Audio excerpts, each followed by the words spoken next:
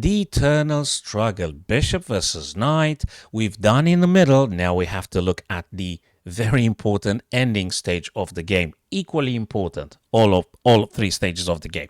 But now we're going to focus on the bishop, which the same applies. The bishop thrives in open positions, open diagonals. You might be having more advantage, especially if your opponent's pawns are on the same color as your bishop's diagonal. And if your opponent's knight is being restricted by either your pawns, bishop, or king. So you've got these three typical situations in which the bishop is superior to the knight in the ending. Okay, they're also applicable in the middle game, but moreover in the ending, it's incredibly important to understand this. Now, if your opponent has some of the pawns, or ideally all of the pawns on your bishop's diagonal, you're gonna target them, you're gonna attack them, remove them one by one, get the pawn to the other side, promote, win. Easy, right? Cool.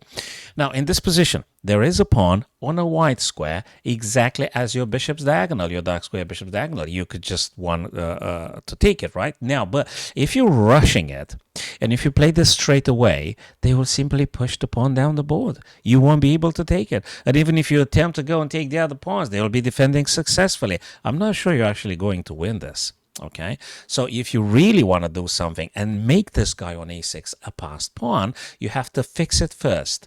Keep it on the color corresponding to your bishop. Therefore, you're going to be moving the pawn up, a6 to a5. You're going to fix this guy as a weakness on a light square, very much attackable by your bishop. So they can't do nothing to preventing you capturing. Cool stuff. I hope you guys understand. Next one. If you remember, we've done a previous lesson on the pawn majority. Whenever you've got more pawns on either queen side or king side, make use of it, push the pawn, create a passer, go get the queen. That's it. That's the whole plan. So in your position here, you've got two black pawns versus one. Push this guy forward, all right? Push this guy forward because you only need like 3 steps, and you're just gonna get yourself a queen. You got more than a knife tempi necessary for you to stopping the other guy from promoting, which will not be able to do such a thing because your queen will stop it as soon as they move over to the B file. This guy will be stopped. You've got no issue whatsoever. And also notice, even if the white knight attempts to play, say, on f2 and stopping you from promoting, you've got the hero of the day here, which is the bishop on the dark squares, which will capture that knight. All right, so your pawn, your black pawn, is more than safe to march in on and promote. Can't be stopped. Excellent, guys. Let's look at another situation here. That's a very well-known theme for our intermediate friends, but it's good to just refresh the understanding for everybody here. Every single time the knight goes on the rim, if you have a bishop, make use of it and just trap or block that knight from moving and activating itself towards the middle of the board. Now let's identify and have that visual awareness. Where does the black knight want to play? Where can they move to be active? Now exactly the squares I've highlighted. Knight on the rim, only 4 squares available for them. And now luckily you've got yourself a bishop. And you're going to just put your bishop here, cutting through and practically trapping completely the knight. Not just blocking the black knight, but you are going to capture it because luckily there is a white pawn on b3. And whatever black attempts to do in this position, you move b3 to b4, the black knight will be captured. Can't be stopped. That's it. You're winning. And this one here, again, and again, remember, pawn majority. That means you must create a pass pawn and go for promoting. Right? So for instance, in this position here, very nicely, you're moving over to b3. Your beautiful black bishop here just stops the white knight to attempt anything to be stopping you. And this guy doesn't even matter if they move or if they take. The result is actually the same because your pawn will promote for sure. Can't be really stopped. You take, and that's it. Of course, you win now if you promote a rook or a queen, but for the fastest results, go for the queen, win, and that's it. All right, be highly efficient.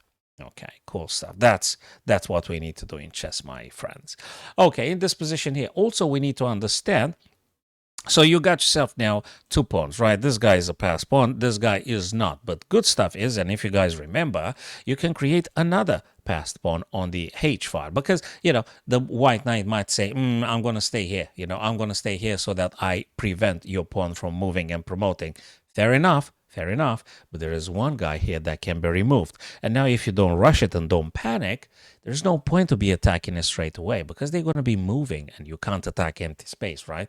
So move this pawn up, fix the white pawn on a dark square. You will position your bishop, say, on f4, remove this guy, step aside, get yourself a queen. That's it. Game over. You've won. That one, indeed, you need to remember when the knight goes on the rim, ask yourselves, do I have a bishop available? To trapping, to blocking that bishop from escaping? Of course you do. These are the squares where the black knight can go to. You're going to play bishop to f5. Can't move, can't move, can't move, can't move. We can say it's trapped, but in our position, let's say it's completely blocked. You're not going to capture it now, but definitely you're going to get the queen, and the game is over. You're going to be removing this guy. You're just going to be winning. Hey, you could win even with the queen and king. You don't even have to bother capturing the black knight. You got so many nice ways to be winning. You got to look for the shortest. And again, there is a pawn facing another black pawn. Luckily, this pawn is on a dark square. You remembered exactly right. Fix this pawn first. Make it a weakness targetable by your bishop. And it doesn't matter what they play, really, because nothing can stop you from just simply taking this guy. Okay, now, if they play this or that, you may just very well take it, to simplify the game. And if they don't, you're just going to take this guy with a c5, remove it, step aside, get yourself a queen, game over. That's it. Now, in our position, again, knight is on the rim. Where can they move to? Well, either this, or that. Where do we put the bishop in maximum safety, ensuring we have a pawn majority of 2 pawns versus 1 in the middle, and the black knight is completely non-existent? Very nicely. Bishop to e3. No chance for the black knight to do nothing. And you've got 2 pawns and the king. So pawn majority supported by the king. You are going to win. Very easy stuff here. Thanks for watching this short video, guys. So we spoken about the bishop versus knight in the endings where the bishop is superior. Next video would be on that kind of ending where the knight is better than the bishop. But until then, let's think about what we discussed today. Subscribe to this YouTube channel, guys, so we can meet over to the live streams that we're doing quite regularly in the evenings. Thanks for watching. Enjoy the remainder of the day.